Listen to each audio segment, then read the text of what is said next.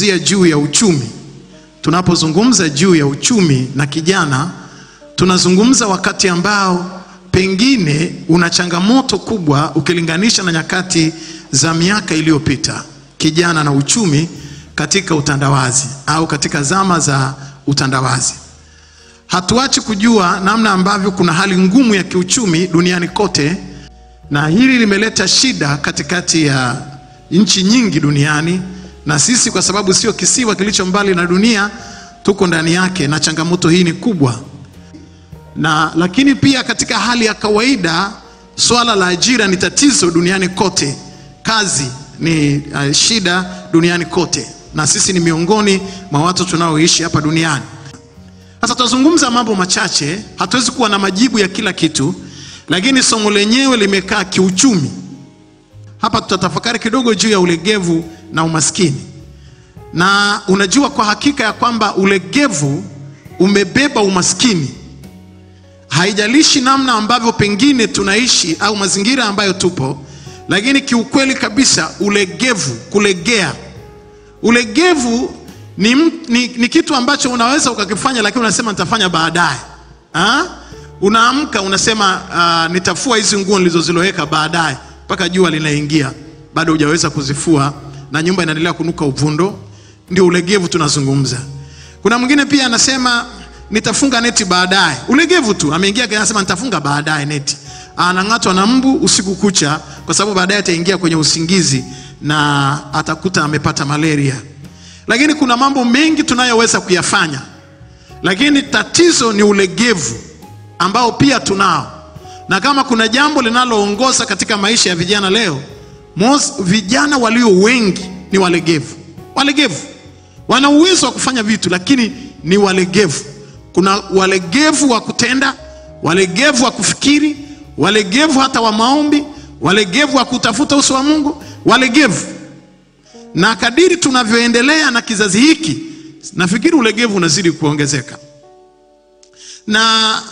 Na ujue ya kwamba ulegevu ni laana. Kila kitu unapaswa kufanya kwa bidii. Chochote unachokifanya duniani. Unaweza ukajikuta ni mtu ambaye hata kama ni ofisini, kwa sababu ya ulegevu, wewe kazi yako ni kupeleka umbea, ni kuchongea wengine. Na hapa mjini siku hizi tunasema unakuwa chawa. Yani unakuwa chawa wa kusifia mtu fulani, wa kueleza. Ukisifu haya mpeni kitu fulani, muongezeni mshahara, muongezeni. Sasa hauna kitu. Na wale watu ambao wanauelewa mzuri kwenye managerial skill, ambao wanauelewa mzuri katika uongozi na utawala, ukiona mtu ambaye saa zote anakuja kukusifia, mvivu. Lakini mtu ambaye anaweza kujituma, anayesimama katika muda wake, hana muda wa kukusifia, hana muda huo. Hana muda, anatimiza wajibu wake, na anasimama katika zamu ya maisha yake. Tumsifu Yesu Kristo. Lakini ukizingirwa na ukitaka kujua kwamba karibu unaenda kupoteza nafasi, karibu unaenda kupoteza cheo, na karibu unaenda kuua kampuni, wingi wa watu wanaokusifia, wingi wa chawa ukiongezeka, ujue na wewe karibu unaondoka mjini hapa. Ninakuambia ukweli kabisa. Kipimo cha kujua karibu nina fail ni wingi wa watu wanaokusifia. Lakini watu wanaofikiri juu ya organization, juu ya wizara, juu ya serikali, juu ya kanisa, wanaowaza, wanaoamka asubuhi, wanaotumia muda wao, hawana nafasi. Wana akili moja tu, namna gani ya kugrow up, namna gani ya kuongeza, namna gani ya kuzidi. Wana bidii katika utendaji wao. Sema amina. Wapendwa mabibi na mabwana, katika bidii inayoleta utajiri ina mambo mawili ya msingi. Bidii inayoleta utajiri kuna mambo mawili ya msingi ambayo lazima upate kuyajua, na nitazungumza kwa kifupi hapa kwa haraka. Bidii inayoleta utajiri lazima kuwe na mambo mawili ya msingi. Jambo la kwanza ni nidhamu binafsi. Tunasema juu ya self discipline, nidhamu binafsi. Alafu na jambo la pili, nidhamu ya maisha, life discipline, nidhamu ya maisha. Mambo mawili. Jambo la kwanza nidhamu binafsi, jambo la pili nidhamu ya maisha. Tunazungumza juu ya self discipline na life discipline. Hakuna namna ambavyo unaweza ukatimiza malengo katika maisha yako bila kuzungumza juu ya mambo mawili. bidii inayoleta utajiri. Ni lazima uwe na hakika ya kwamba hiyo bidii imebebwa katika mambo mawili. Jambo la kwanza ni self discipline, nidhamu binafsi, na jambo la pili ni life discipline, yani nidhamu ya maisha. Hilo lazima uelewe kwa hakika na ujue kwa hakika. Jitunze nafsi yako. Jitunze nafsi yako. Kujitunza nafsi, tunazungumza juu ya self discipline, nidhamu binafsi. Wapendwa, kama kuna jambo ambalo kwenye jamii leo linatuletea umaskini mkubwa, ni kukosa nidhamu binafsi, kukosa nidhamu ya maisha. Mambo haya mawili, nidhamu binafsi na nidhamu ya maisha. Nidhamu ya maisha inaanza zamani sana. Ulipokuwa mdogo, mama yako alikuwa anakuambia, we usipande mezani utaanguka, usishike kisu kitakukata, usishike moto utaungua, usiweke mkono kwenye umeme utapata shoti, toka huko juu ya mti utaanguka. Hiyo ilikuwa ni moja ya life discipline. Kuna vitu ambavyo ukifanya utapata madhara tu kwenye maisha. Lazima ukishika wembe utakatwa. Na mama alikuwa anahangaika na wewe.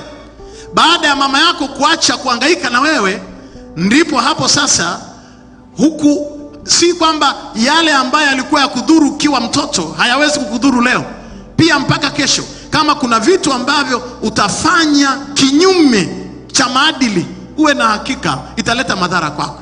Na kuna watu wengi sana ambao wamepata madhara makubwa katika maisha yao. Tunapozungumzia juu ya bidii inayoleta utajiri, narudia kusema tuna mambo mawili ya kujadili: nidhamu binafsi na nidhamu ya maisha. Hii ni lazima. Nidhamu binafsi ni ule utu wa mtu ambao mtu anajifahamu. Hii nidhamu binafsi isipokuwa ndani ya mtu mwenyewe, hata tukuapishe kuwa padri, tukuvalishe majoho meupe, tukuvalishe na misalaba, kama hauna nidhamu binafsi, nothing done. Utatutapeli tu. Hakuna kitu ambacho kitafanya kazi ndani yako. Tukufungie ndoa hapa, tukuapize na viapo vyote, kama hauna nidhamu binafsi, ukitoka una mchepuko. Uwe na hakika. Lazima uwe na self discipline. Wangapi wanaapishwa? Tukikuapisha kwa mujibu wa katiba ya Jamhuri ya Muungano wa Tanzania, tena ukiwa umeshika Biblia, iwe ni bungeni, iwe ni Ikulu, unaapishwa, umebeba Biblia, ni Mkristo. Kama hautakuwa na self discipline, nidhamu binafsi, ukimaliza kiapo wewe mwizi tu, jambazi sugu, nothing done. Hakuna kitu kinachoweza kubadilisha maisha yako zaidi ya na nidhamu binafsi. Lazima uelewe. Lazima uelewe. Mwalimu Nyerere alizungumza katika hotuba yake siku moja, akasema lazima tupate viongozi wa serikali, viongozi wa nchi, na kipekee rais wa nchi, anayeweza kusema Ikulu ni mahali patakatifu, sio mahali pa ushemeji wala mjomba wala shangazi. Tukimpata mtu huyo, tunamwapisha kwa rais. Nidhamu binafsi. Una madaraka, lakini lazima uwe na nidhamu binafsi. Kwa hiyo nidhamu binafsi ndio itakayokusababisha uweze kufikia mahali fulani. Unaweza ukawa askofu lakini hauna nidhamu binafsi. Una title tu ya askofu, sana, ni askofu, ndio ni bishop, sasa ni askofu, ni mchungaji, ni padri, lakini hauna nidhamu binafsi. Ni baba, ni mama, lakini hauna nidhamu binafsi. Na kwa sababu hauna nidhamu binafsi, kila siku unajitambulisha kwa mke wako na watoto, mimi ndio baba wa nyumba. Nani asiyokujua? Kila siku unajiintroduce. Yaani wewe tangu ulivyotambulishwa mpaka siku ya send off, mpaka siku ya ndoa, mpaka kwenye ukoo, mpaka na mahari, nani asiyekujua? Lakini kila saa ni kukosa nidhamu binafsi. Ukiwa na self discipline, nyumba itaelewa kuna mwanaume humu ndani, watoto watajua tuna baba humu ndani. Ukiona kila saa unaitisha kikao cha familia, mimi ndio mwanamke humu ndani, mimi ndio mama wa nyumba, tayari umeshapoteza direction. Hizi ni dalili za kushindwa. Jiuzulu. Nidhamu ina maana kubwa sana katika maendeleo ya nchi, maendeleo ya mtu binafsi na uchumi wa mtu binafsi, na madhara ambayo yanaweza yakapatikana kama kutatokea namna ya kukosekana kujitunza nafsi. Anapomwambia Timotheo, Paulo anamwandikia Timotheo, kijana aliyeongoka hivi siku za karibuni, anamwachia kanisa. Anamwambia, unaliweza kanisa Timotheo. Ujana wako utakuwa una maana kama utajitunza nafsi. Uwe na self discipline na life discipline. Kama unataka kubadilisha dunia ya kwako, kama unataka kubadilisha ulimwengu wako, ulimwengu wa kiuchumi, ulimwengu wa kiroho, ulimwengu wa kifedha, ulimwengu wa kisiasa, ulimwengu wa kiuongozi na utawala, ulimwengu wa wasomi na maprofesa mko hapa, ulimwengu wa wasomi, kama unataka kubadilisha ulimwengu wako, lazima ubadilike wewe kwanza. Lazima ubadilike wewe kwanza. Na watu wachache wana ndoto za kubadilisha mambo duniani, lakini wao hawataki kubadilika. Nisema tena na acha niseme leo, kama unataka kutafutwa, usitugawie namba yako ya simu. Ni makosa makubwa, hatukuhitaji. Jitafute mpaka ujipate ili utafutwe. Hayo makofi hayatoshi, ungempigia Bwana makofi mengi. Haleluya. Ukiona kuna watu kwenye jamii wanatafutwa, walijitafuta wao kwanza, wakajipata, alafu sasa wanatafutwa. Nina mheshimiwa mbunge wa Temeke yuko pale, ni mwanamke. Temeke na wanaume wangapi wana ndevu? Ina wanaume wangapi Temeke? Lakini yule mama pale alikuja kwenye madhabahu hapa, nikaomba pamoja naye. Yule pale tukaomba, akaniambia ninasikia siasa lakini naogopa. Nikamwambia wewe marufuku. Akaniambia mchungaji, Temeke ina Waarabu, Temeke ina Wahindi, Temeke ina Waswahili, Temeke. Nikamwambia ina watu wote na Wachaga wamo humo ndani. Lakini wewe nenda Temeke. Sijui kama kuna watu wanaonielewa sawa sawa. Nikamwambia dada yangu, jitafute, ujipate, alafu utafutwe. Kajitafuta, kajipata, leo anatafutwa. Oh my God, my God, my God, my God. Watu wote wa Temeke wanajua tuna mbunge wetu yuko bungeni na anafanya kazi nzuri ya baraka. Tungempigia makofi yule dada pale. Haleluya. Sasa wewe haujajitafuta, haujajipata, kazi yako ni kugawa namba. Jamani, namba yangu kama kuna mtu anataka, tupeleke wapi namba ya kiumbe mzito? Tupeleke wapi?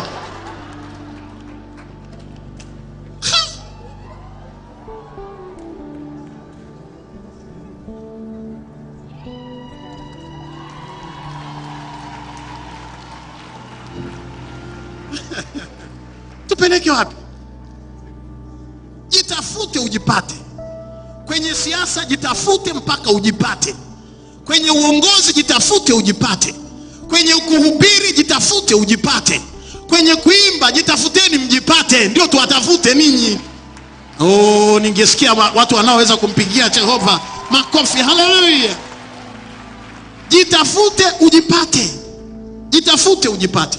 Kuna watu ambao tunawatafuta kwa sababu walijitafuta na wakajipata. Lakini usijiamkie tu, usitusumbue.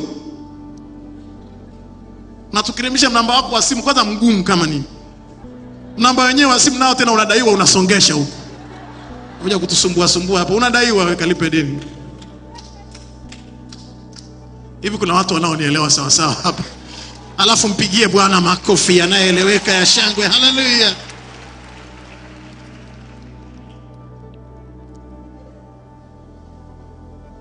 Ningependa tu leo ukipunguza marafiki zako unisaidie kuandikia ka text kadogo tu. Sija kutenga ila jitafute. Si unajua una viumbe wazito kibao tu. Kwa hiyo tunapozungumza juu ya self discipline, naomba sana tafadhali uelewe. Lakini namaliza, ndio maana nimekuambia ukikosa self discipline hata ufanyiwe kitu gani hakiwezi kutokea kwenye maisha yako. Rafiki yangu mmoja ni padri na wa kanisa la Roman Catholic. Ni padri rafiki yangu.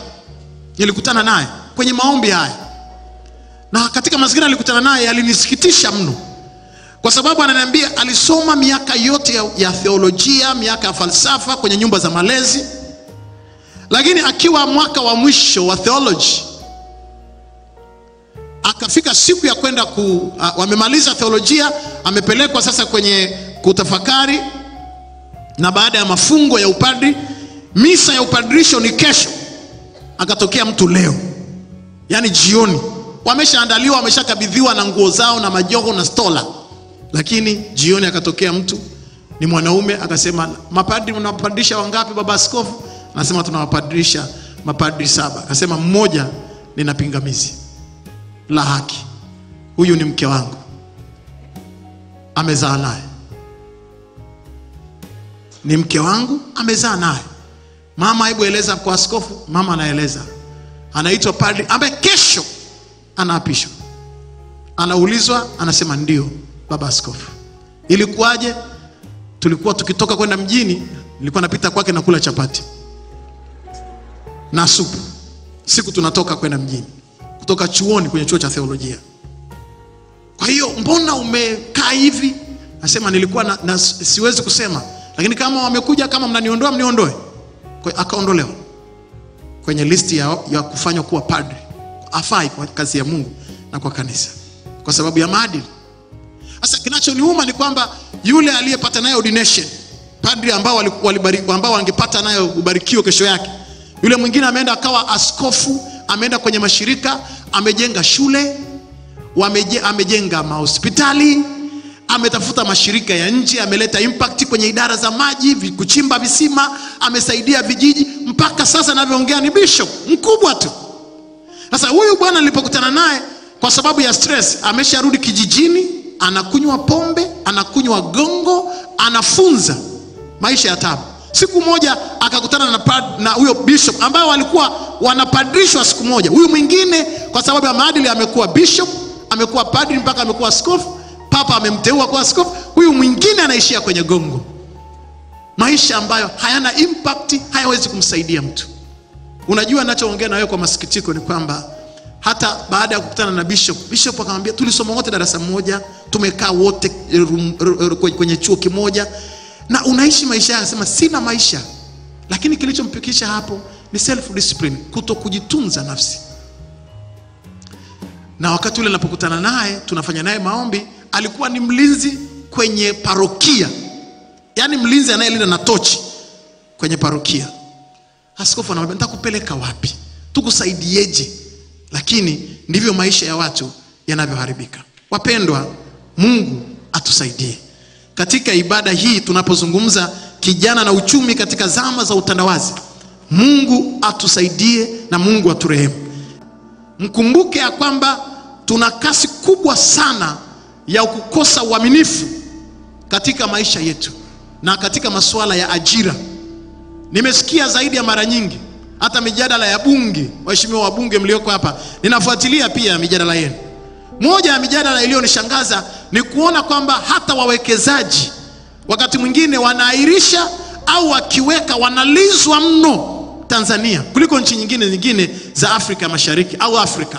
Tanzania kwa kulizwa, kwa sababu vijana wanaomaliza university akipata kazi ya hoteli, akiondoka jioni, ameajiriwa mwezi huo, akiondoka jioni ameondoka na taulo. Kabisa ameondoka na taulo. Wewe kama utaondoka leo na taulo ya hoteli, kesho akiondoka ameondoka na uma, kesho kutwa akiondoka ameondoka na kijiko, kesho kutwa akiondoka ameondoka na chupa ya chai. Sasa hiyo hoteli itakuwa hoteli? Wewe mshahara utalipa from where? Ninawaambia ukweli kwa neno la Mungu. Wafanyabiashara walioweza kubaki na kuwekeza hapa nchini, wafanyabiashara walio wengi wanalia hata kwenye ofisi yangu ya kichungaji. Yaani wana shida ya kupata vijana waaminifu wa kufanya kazi.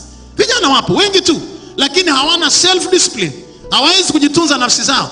Hawezi kuambia hii nafsi kwamba hii ni mali ya hoteli, roho yangu endelea mbele kwa nguvu, acha. Hawezi. Hawezi. Lazima ataondoka. Sasa mheshimiwa waziri wa fedha, Mheshimiwa Mwigulu, una shughuli kubwa kweli. Katika watu nao kuombea ni wewe. Waziri wa fedha wa nchi hii, nakuombea sana. Mungu akusaidie. Kwa sababu hata uchumi wa taifa tungeweza kuwa na walipa kodi wengi tu, lakini wanawezaje kufanya kazi wakati makampuni yao yanakufa? Na huyu mtu anaweza kuiba kwenye kampuni, anaweza kuiba serikali, anaweza kuiba kwenye shirika, akaenda akajenga nyumba na baadaye atafukuzwa kazi na hata kuwa na uwezo wa kulipa kodi, hatakuwa na uwezo wa kulipa kodi ya jengo, hatakuwa na uwezo wa kulipa umeme, hawezi kuendesha hata hiyo nyumba, kwa sababu lazima Watanzania na vijana wa Kitanzania na wa Kiafrika wajue juu ya umuhimu wa source. Ajira, mahali ulipoajiriwa ni kama tumbo la uzazi la mama, ni kitovu chako kinakula pale. Ujue tu kwamba hapo ndio maisha yako yapo, ukae hapo na upaheshimu. Nenda kwa wakati kazini, fanya kazi, hakikisha unazalisha. Mimi nilishasema siku zote, hata mshahara tunao kulipa wa milioni 2 kwa mwezi, milioni 3 kwa mwezi, 500,000, laki ngapi? Umeshawahi kukaa ukaangalia na wewe umezalisha kiasi hicho kwa mwezi? Kama haujazalisha kwa kiasi hicho kwa mwezi, wewe mwizi tu. Ni mwizi na utafilisi, kampuni utafilisi. Kwa hiyo sasa tunapozungumza juu ya wawekezaji ambao wanashindwa kuwekeza nchini kwa sababu ya nidhamu binafsi, Mheshimiwa Mwigulu, utajua kwamba hoteli nyingi za kitalii hapa Tanzania, nyingi. Juzi moja nilala, ilikuwa hapa Kunduchi, kubwa nzuri tu, lakini tukaingia mle ndani. Mimi nimeenda nchi mbalimbali duniani, sijawahi kukutana na kitu kama hicho, lakini hapa Tanzania ndio nakikuta. Hoteli kubwa kabisa, lakini ndala zake raha 2. Yaani kuna ndala ya kijani na ya nyekundu na imekatwa kama msumeno.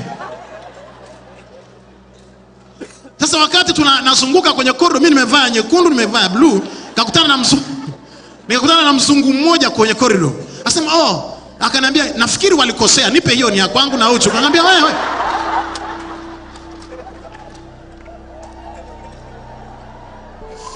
Nikamwambia hawajakosea, ngoma zinasepa nazo. Kwa hiyo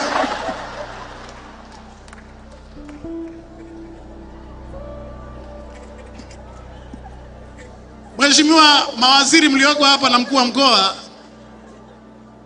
ninyi mmesafiri nchi mbalimbali, na wasomi mlioko hapa na wote mnaonisikiliza, mniambie ni nchi gani tena inayokatakata ndala?